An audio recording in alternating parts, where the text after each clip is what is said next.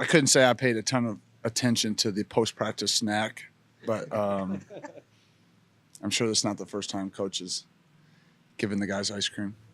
Coach Sheridan, what areas do you think the offense is ahead of schedule this fall camp? Ahead of schedule?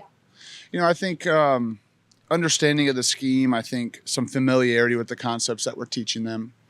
Certainly you can see the growth that has taken place from spring and throughout the summer until now. Still lots of work to be done and a long way to go, but you certainly see guys understanding the concepts and the fundamentals a little bit better.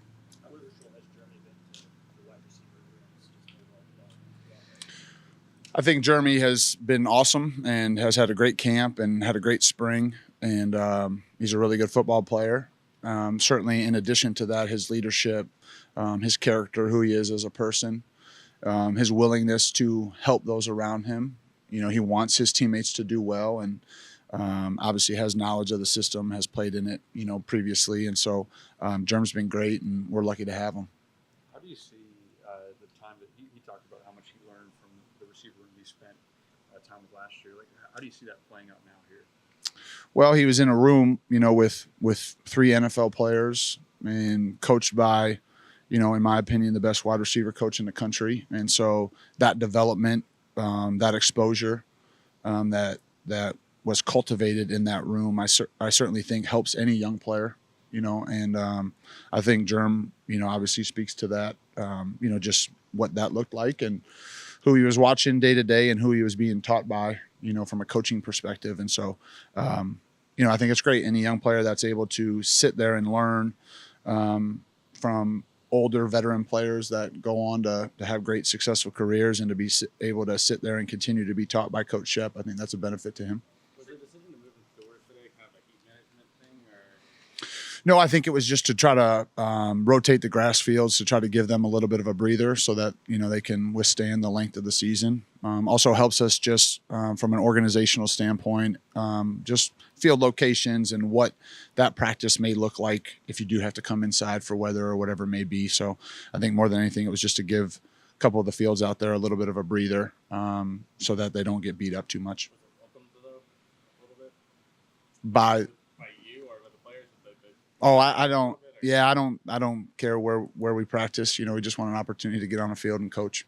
What do you feel like the biggest strength of the wide receiver group is, and where do you want to see growth? I think the biggest strength is speed. I think it's a room that can run. I think that's pretty apparent. I think just the small details. I think that's true for every position. As the install starts to build, some of the fine details that we're harping on them and Coach Shep is pouring into them each and every day. It's just making those things habit. And so that's what I would say. How do you think the guys acclimated to full pads today? Well, for us, once you get into, uppers and you got shoulder pads on, there's a lot of similarity. We had a couple live periods today. I thought the guys took care of the ball. I think that's the biggest thing when you get into live portions of practice, the ball carriers holding on to the football. And so I thought they acclimated and did a nice job that way. I'm sure there'll be things that we'll go back and watch the film and want to improve on. But, for a lot of the guys, whether you put thigh pads on for the O-lineman, that doesn't change their practice. You know what I mean? And so it's really more the runners, the guys that are carrying the ball, acclimating to getting full speed tackles. What are you hoping to see at Saturday's scrimmage? I think simple execution, taking care of the football, communication, alignment, assignment. Those are the things you're looking for in the first scrimmage. 6 practices in, where do you think the offensive line is? Improving. Yeah, I think that they're improving. I think we're better today than we were yesterday, and we're not as good as we're going to be tomorrow. I think that's still the competition is still going, and I think it's early in camp. I think when you get past the first scrimmage, you kind of have a better sense of where that's at. Coach Cap's been rotating those guys, and that's been by design. And we try to cross-train the linemen anyways, tackles playing both sides, guards playing center, et cetera. But that's ongoing. Back at Washington, what are the dynamic between Ryan Grove and Caleb works so well? Trust. Yeah, I think that'd be the easiest answer is trust. We hear a lot about leadership from a lot of coaches and players. Does it seem to be that there are a lot of leaders out there? Or? I certainly think we have leadership. on our team and specifically on the offensive side of the ball. And I know Kane would echo the same thing on defense. And I think we're trying to cultivate that each and every day. You know, you can't have enough guys that have influence. And so that's not a concern of mine.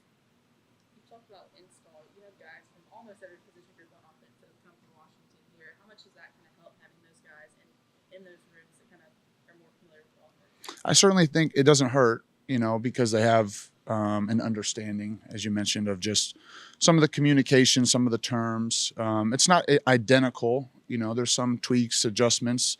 I think every staff does that. You try to evolve and get better. But there's certainly a lot of similarities on the roots and foundational things that we do on offense. And so I don't think it hurts. And I think probably the biggest thing with that is just the character of those kids and their willingness to help. You know, they care about the team. And, you know, I think their teammates could speak more specifically to that. But at least from my vantage point, that's what I've seen.